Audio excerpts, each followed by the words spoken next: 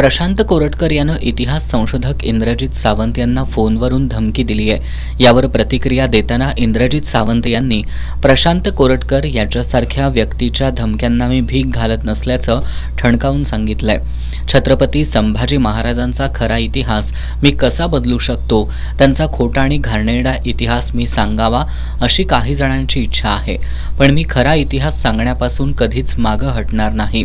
उलट 10 पावलं पुढे जाऊन इतिहास सांगणार असल्याचं सावंत यांनी परखडपणे सांगितलंय। रात्री 12च्या सुमारास धमकीचा फोन आला। फोनवरील व्यक्ती शिव्या घालून जातीवाचक बोलत होती। हा महाराष्ट्र पेशव्यांचा होत आहे का अशी खंत वाटत असल्याचं यावेळी सावंत यांनी सांगितलं।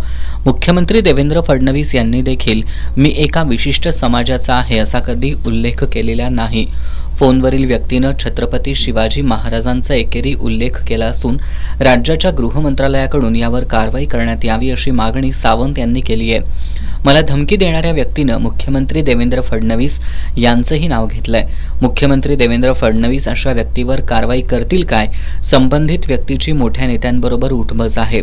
मुख्यमंत्री देवेंद्र फडणवीस यांनी याबाबत कारवाई करून आपण सर्व समाजाचे आहोत हा संदेश द्यावा अशी अपेक्षा इंद्रजित सावंत यांनी व्यक्त केली आहे। तर मुख्यमंत्र्यांनी घ्यायला पाहिजे आणि त्यांनी या अशा महाभागांच्यावर कडक कारवाई करून दाखवून दिलं पाहिजे की आपण सर्व समाजाचे आहोत। अशी सांगितल्याप्रमाणे महाराष्ट्रात अनेक वेगवेगळ्या जातींचे मुख्यमंत्री झालेले आहेत, पण त्यांनी अशा पद्धतीनं एखाद्या समूहाला पाठीमागं घालायचं काम केलेलं नाही आणि मला वाटतं की हे मुख्यमंत्री सुद्धा तसं करणार नाही। जरी काही व्यक्ती त्यांच्या जवळची असली तरी ती त्याच्यावर कारवाई करते। प्रशांत कोरटकर याच्या धमकीला भीक घालत नाही। माझं संरक्षण करण्यास मी समर्थ आहे। माझे नातेवाईक आणि सहकारी सक्षम आहेत। फोनवरील व्यक्तीनं मला घरात घुसून मारण्याची धमकी दिली आहे, मात्र मराठ्यांचा इतिहास काय आहे ते त्यांना माहिती आहे। मी खरा इतिहास सांगण्यापासून कधीच मागं हटणार नाही, उलट 10 पावलं पुढे जाऊन इतिहास सांगेन असंही इंद्रजित सावंत यांनी स्पष्ट केलं। शिवाजी महाराजांचा खरा इतिहास सांगितला म्हणून कोल्हापूरचेच आमच्या मानसरे अण्णांना मारले। कलबुर्गी साहेबांनी प्राचीन काळातले अनेक संदर्भ दाखले दिले म्हणून त्यांची हत्या खून केला। दाभोळकर सरांनी ज्या पद्धतीने ते समाजाचे प्रबोधन करत होते त्यामुळे त्याचा खून केला। त्यामुळे मला असं वाटत नाही की शासन याच्यावर काय करू शकतं, या प्रवृत्तीलाच चाप लावला पाहिजे आणि वैयक्तिक सुरक्षा आणि हे मी मगाशी सांगितल्याप्रमाणे माझं मी स्वतः खंबीर आहे। अनेक माझे सहकारी भाऊबंध मित्र सक्षम आहेत की आमची सुरक्षा करा।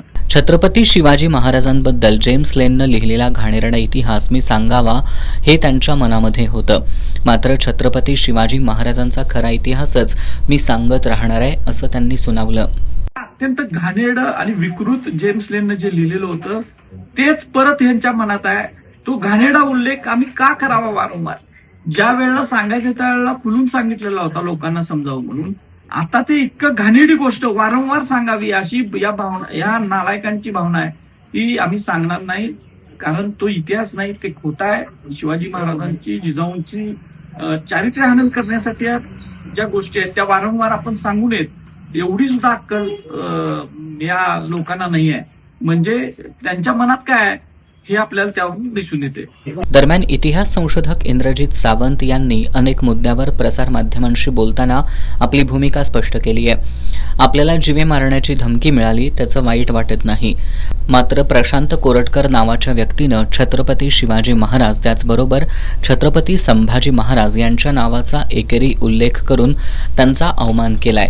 याबद्दल त्याच्यावर कारवाईची अपेक्षा व्यक्त केली आहे। एक विशिष्ट प्रवृत्ती फोफावत असून त्याचा वेळीच बंदोबस्त करण्याची गरज इंद्रजित सावंत यांनी व्यक्त केली आहे।